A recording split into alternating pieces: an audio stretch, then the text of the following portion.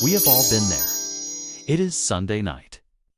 You sit down with a notebook, you map out the perfect week. Monday, gym at 6 a.m. Deep work until noon. A healthy salad for lunch. Tuesday, finish the big project. Read 50 pages of a book. The plan looks beautiful on paper. It is logical, it is efficient, it is perfect. Then, Monday morning arrives. You wake up tired. There is an urgent email from a client. The traffic is bad. By noon, you haven't gone to the gym. You are stressed and you are eating a sandwich at your desk. By Wednesday, the plan is abandoned. You feel guilty. You feel undisciplined. You ask yourself, why can't I just stick to the plan? This gap to chasm between the plan and the execution's one of the oldest frustrations of the human experience. We treat a plan like a rigid architectural blueprint. But life is a fluid river. You asked a profound question. Is planning useless? And how do we plan for a reality that constantly changes and a self that constantly fluctuates?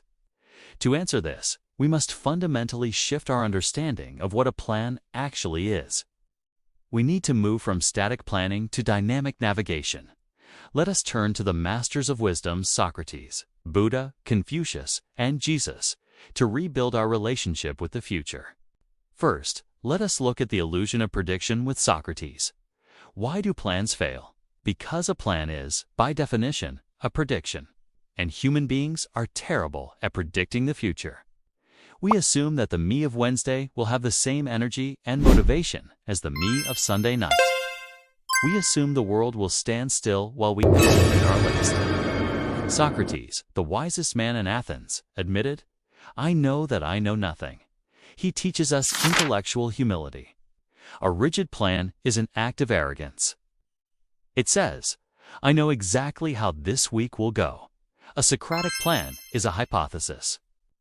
It says, "This is my best guess of how to proceed, but I accept that I do not know the obstacles I will face." When you view your plan as a hypothesis rather than a law, you don't panic when reality changes. You simply say, new data. The hypothesis needs adjusting. You are not failing. You are learning.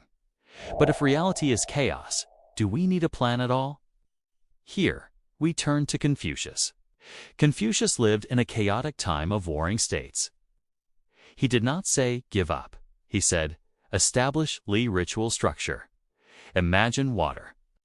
Without a vessel, water spills everywhere and disappears into the ground. It has no power. But if you put water in a channel, it becomes a river. It can turn a millstone. It can generate power. Confucius teaches us that a plan is the channel. It is not the water life, but it gives life direction.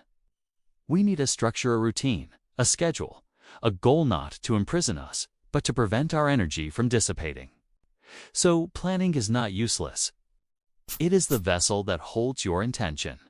The mistake is thinking the vessel is more important than the water. Now we face the hardest variable, ourselves. How do we plan for a fluctuating self? The Buddha smiles at this question. He taught the law of impermanence. Not only does the world change, but you change. The person who wakes up tomorrow is not the same person who went to sleep tonight.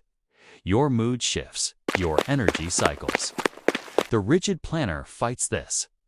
He forces his tired body to work because it's on the schedule. Then he burns out. The Buddhist planner accepts this. Instead of planning every minute, plan for space. Japanese architects have a concept called ma-negative space. A good plan must have ma.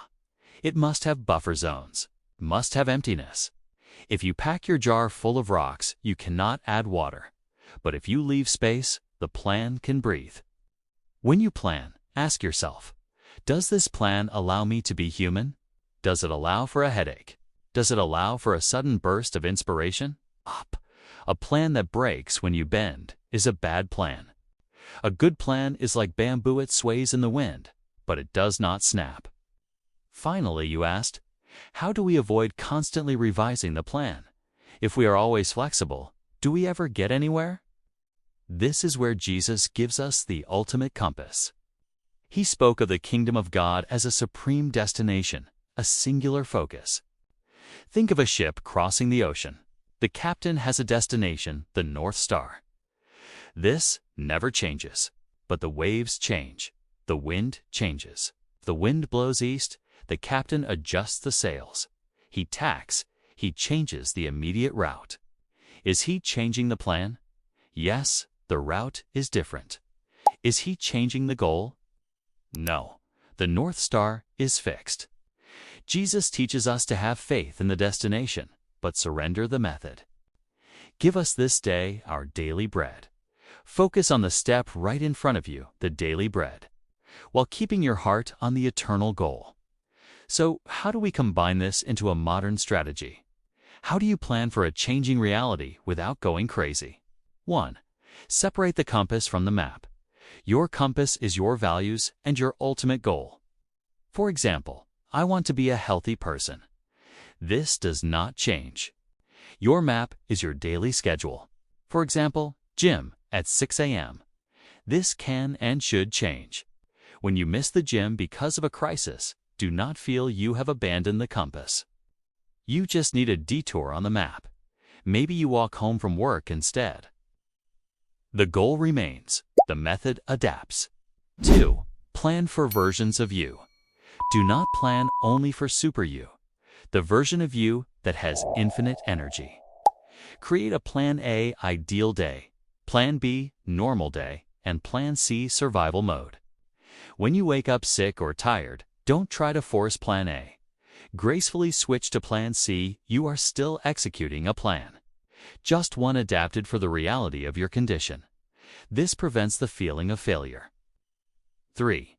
The weekly review, the reset. You mentioned you cannot be fixing the plan every moment, correct? Set a specific time, perhaps Sunday evening, to look at the compass. During the week, be a soldier. Execute and adapt on the fly. On Sunday, be the general. Look at the map. Ask, did the reality match the plan? What did I learn about myself? How should I adjust the structure for next week? Planning is not about predicting the future perfectly. It is about setting an intention and then dancing with reality. It is a conversation between your desire and the world. Do not tear up your notebook because the plan didn't work. The plan didn't fail. It just collided with life. Pick up the pen, adjust the sails, your eyes on the North Star, and sail on.